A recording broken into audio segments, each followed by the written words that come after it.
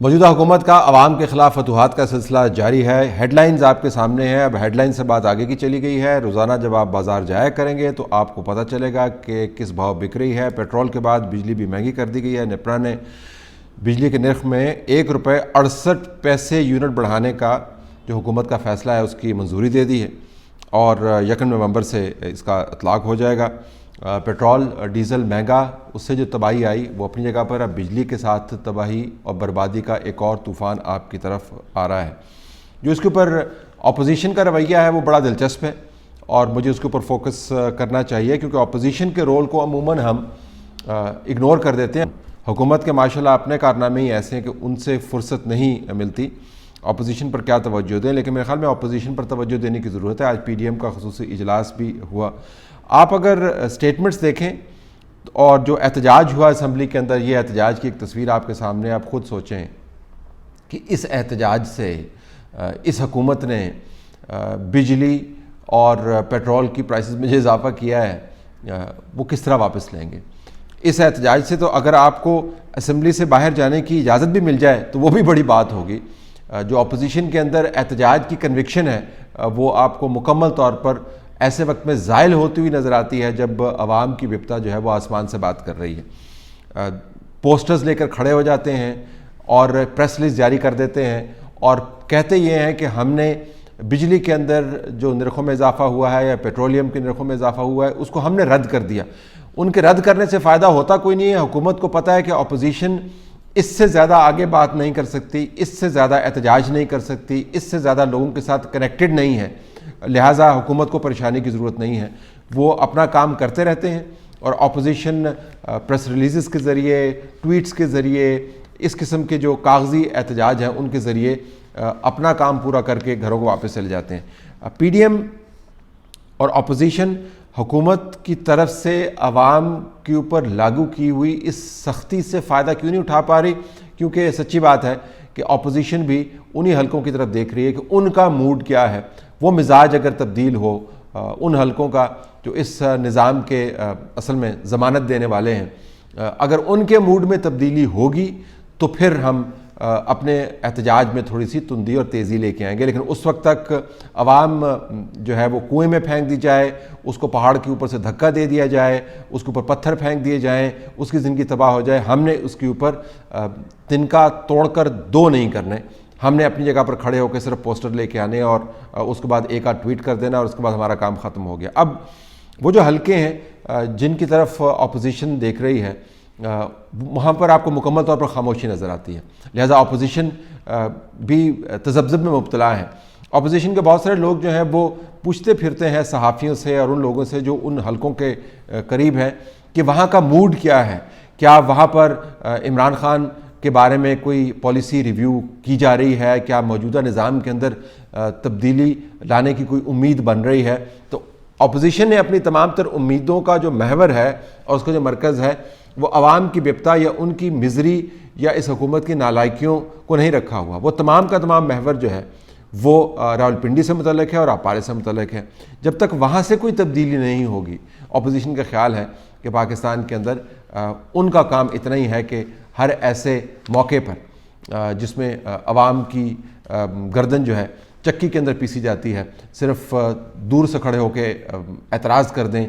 ہلکا سا احتجاج کر دیں اور کہیں کہ اوہ کتنی زیادتی ہو رہی ہے اور ہمارا کام ختم ہو گیا۔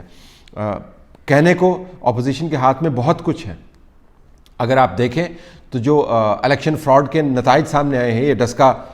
کے اوپر جو رپورٹ سامنے آئی ہے، اگرچہ اس کے اندر بھی کمال قسم کی ایک واردات آپ کو نظر آتی ہے کہ کہنے کو انہوں نے جو ڈسٹرکٹ ریٹرننگ آفیسر ہیں ان کے نیچے دوسرے ممبران ہیں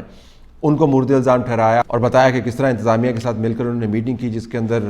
فردوس عاشق اعوان صاحبہ بھی موجود تھیں، اور انہوں نے پریزائڈنگ آفیسرز کو اپنے یہاں بلا لیا، ان کو یرغمال بنا لیا اور عملاً دھاندلا کیا اور لوگوں کو اغوا کر کے الیکشن کے نتائج میں تبدیل کیا۔ یہ اتنا بڑا جرم اور اتنی بڑی واردات کی گئی ہے جس کے اوپر انہوں نے صرف انتظامیہ کو مورد الزام ٹھہرایا اور صرف عاشق اعوان کے بارے میں اتنا ہی کہا ہے کہ ان میٹنگز کے اندر موجود تھیں اور بالواسطہ طور پر یہ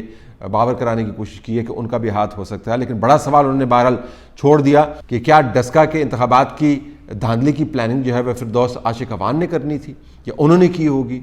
کیا فردوس عاشق اوان جو ہے وہ انڈیپینڈنٹ ایجنٹ تھیں؟ کیا وہ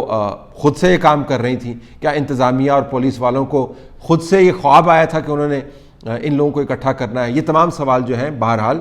اس انکوائری رپورٹ کے اندر انہوں نے ان ایڈریس چھوڑ دیے ہیں، کیونکہ ان کے جواب اگر آپ تلاش کریں تو آپ کو پتہ چلے گا کہ معاملہ انتظامیہ کا نہیں تھا، نہ ہی فردوس عاشق اوان کا تھا۔ یہ جڑیں جو ہیں یہ کہیں اور جگہ پر جا کے جڑتی ہیں۔ لیکن بہرحال ایک رپورٹ وہ سامنے لے تو اپوزیشن کے پاس ایک بہت بڑا کنکریٹ قسم کا موقع بھی موجود ہے کہ انتخابی طور پر جو دھاندلیاں ہوتی ہیں یہ اس کا سب سے بڑا آپ کے سامنے ثبوت موجود ہے۔ معاشی مسائل کی ایک بہت بڑی قطار ہے جو اپوزیشن گن کر اپنے احتجاج کو معنی خیز بنا سکتی ہے۔ حکومت کی جو کریڈیبلٹی ہے اس کے بارے میں آپ کسی سڑک کے اوپر جا کر کھڑے ہو کے کسی سے بات کر کے دیکھ لیں، ان کی کارکردگی کی وجہ سے اور لوگوں کے مسائل کی وجہ سے وہ اس وقت اپنے لوئسٹ پوائنٹ کے اوپر ہے۔ معاشی طور پر یہ حکومت گھری ہوئی ہے اور پاکستان بدترین مشکلات کا شکار ہے۔ اگر آپ دیکھیں تو ایک آئیڈیل سچویشن اپوزیشن کے سامنے ہے کہ جمہوری انداز سے، وائلنس کے ذریعے نہیں، جمہوری انداز سے اپنے احتجاج کو وہ کسی نقطے کی طرف لے کے جائے، لیکن اپوزیشن مکمل طور پر خاموش بیٹھی ہوئی ہے۔ تو اپوزیشن نے ایک ایسے وقت پر جب عوام کی بپتا ہر طرف پھیلی ہوئی ہے اور ان کے مسائل جو ہیں ایک ایسے انبار میں تبدیل ہو گئے ہیں جس کے نیچے ان کا سانس لینا بھی دوبھر ہے، بنیادی طور پر عوام کو اور اپنے حلقوں کو انہوں نے لیٹ ڈاؤن کیا ہے۔ نہ وہ ان کی صحیح طریقے سے نمائندگی کر پاتے ہیں، نہ ان ایشوز کو ریز کر پاتے ہیں جن ایشوز سے تمام کی تمام قوم متاثر ہو رہی ہے، اور اپنے احتجاج کو گھما رہے ہیں مسلسل پنڈی اور پارا کے حالات کی طرف۔ جب تاریخ لکھی جائے گی تو یہ ضرور تحریر ہوگا کہ کس طرح ایک ایسی حکومت جس کو تمام طاقتور حلقوں کی حمایت حاصل تھی، اس نے اپنی نااہلی کی وجہ سے ملک کا اور اپنا کیا حال کیا۔ لیکن ساتھ